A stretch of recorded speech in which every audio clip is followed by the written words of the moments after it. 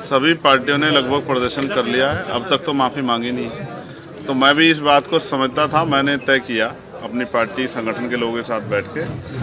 कि इस बार इसका परमानेंट सोल्यूशन ढूंढना है। जिस सत्ता के नशे में भारतीय जनता पार्टी के लोग इस देश के संविधान को और महापुरुषों को अपमानित करने का काम कर रहे हैं, वो सभी महापुरुष जिन्होंने इस संविधान के निर्माण में योगदान दिया और उनमें जो हमारे गुरु भी हैं बाबा साहब अम्बेडकर,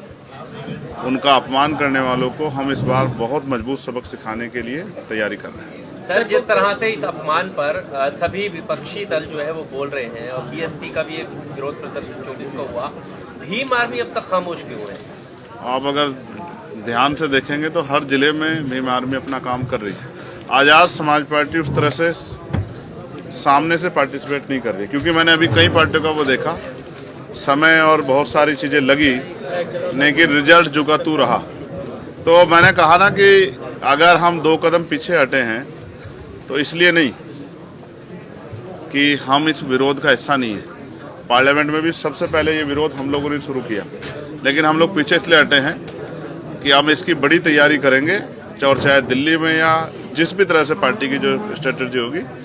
ऐसा मजबूत जो है विरोध दर्ज कराएंगे कि सरकार के पैर उठे। प्रधानमंत्री ने क्रिसमस के मौके पर कहा है कि दुनिया में कहीं भी हिंसा होती है तो मुझे दुख होता है, इस पर क्या कहना है? प्रधानमंत्री तो बहुत अच्छी बातें कहते हैं, काश उनका किरदार भी ऐसा ही होता।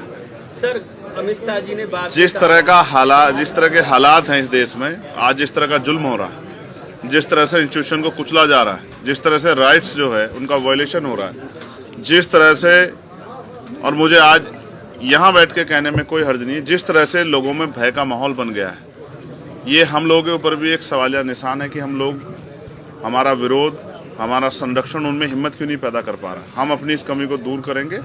और आने वाले कल में एक मजबूत आवाज़ जिस तरह पार्लियामेंट में, उस तरह सड़कों पर भी लाने का काम करेंगे कि सरकारें तानाशाह ना हो, सरकारों के दिमाग खराब ना हो।